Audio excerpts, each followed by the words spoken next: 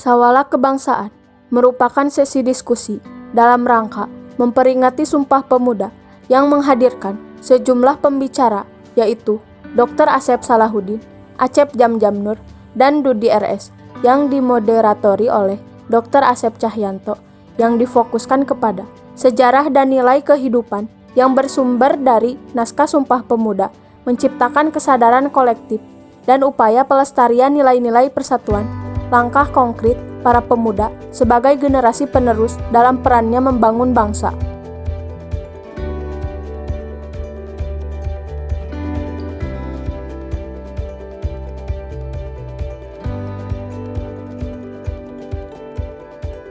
Asep Cahyanto, selaku moderator diskusi berkata, Sumpah Pemuda adalah cikal bakal adanya NKRI atau Negara Kesatuan Republik Indonesia. Panitia memberikan materi kepada kita bahwa di dalam acara Sawala Budaya ini agar audiens itu bisa merenungkan apa yang terjadi pada tanggal 28 Oktober 1928 tersebut. Berarti itu sudah 92 tahun yang lalu. Seperti kita ketahui bahwa sebelum adanya Sumpah Pemuda tanggal 28 Oktober 1928 memang didahului dengan adanya pergerakan-pergerakan pemuda kedaerahan seperti Trikoro Darmo, Paguyuban Pasundan yang cikal bakal Paguyuban Pasundan dan sebagainya.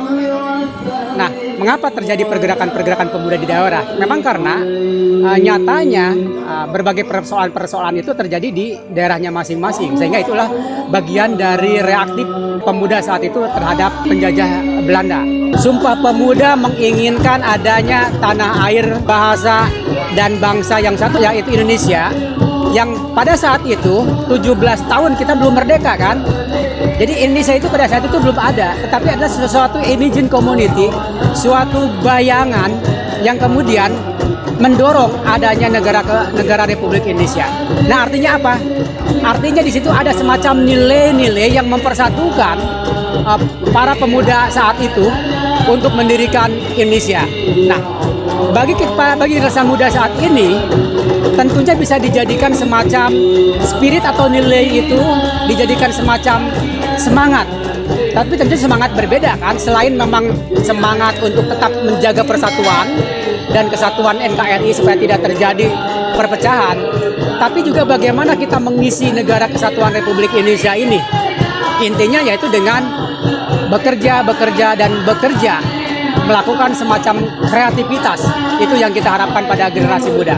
Memang sekarang masanya berbeda dengan masa pemuda tahun 1928 dengan pemuda tahun 1945. Sekarang adalah masanya revolusi 4.0, bahkan revolusi 5.0 gitu kan.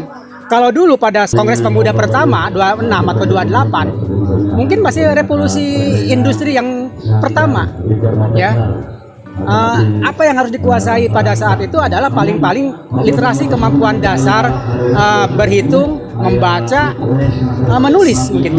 Nah, dengan revolusi industri yang sekarang 4.0 atau 5.0, tentunya literasi kemampuan dasarnya itu ada 6 yang harus dikuasai. Salah satunya adalah ya membaca, menulis itu tetap harus digalakan oleh generasi muda. Saya berharap tingkatkan mentalitas bangsa kita, bukan hanya mentalitas yang lembek, tetapi mentalitas yang pantang menyerah, bekerja keras, tidak memiliki mental menerabas. Kalau ingin pintar, ya harus belajar. Kalau ingin kaya, harus bekerja. Itu yang saya pesankan kepada mereka.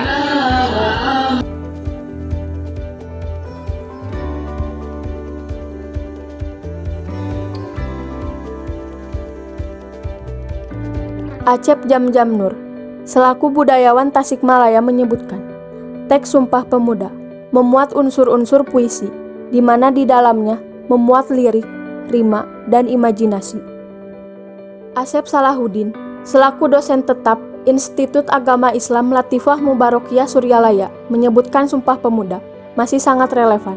Tinggal bagaimana kita melakukan revalidasi maknanya.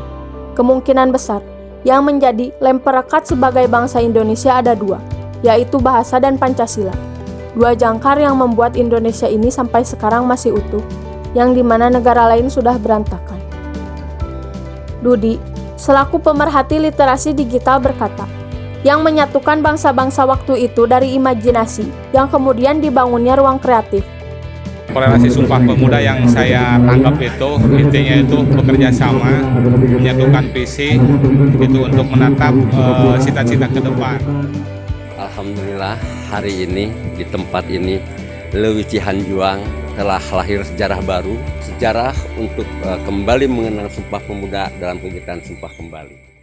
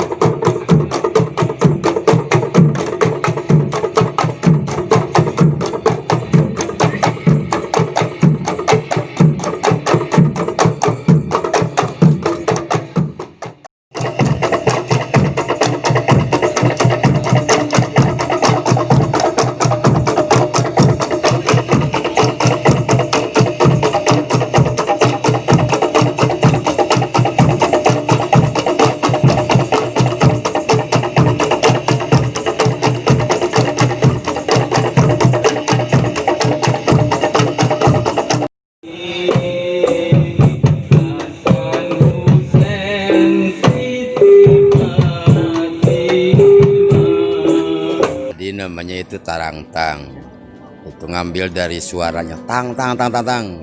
Dan waktu bikin inovasi ini diambil dari alat-alat yang ada aja, karena orientasinya tadinya saya itu karena Tasik itu kota religi ke situ ya, makanya diangkatnya alat-alat dari itu, alat seperti rebana, bedug gitu, jadi diinovasikan.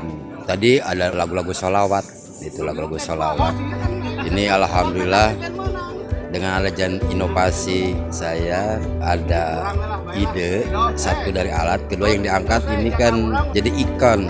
Alhamdulillah di kota Tasikmalaya tiap MTQ Jabar bintang tamu untuk ini sudah jadi ikon kota Tasikmalaya ini. Alhamdulillah tiap MTQ Jabar ini selalu tampil. Kemarin kan harusnya ke Subang tanggal 11, kemarin karena Covid ditunda. Nggak jadi. Saya ini teride udah 4 tahun jalan sampai sekarang, 4 tahun.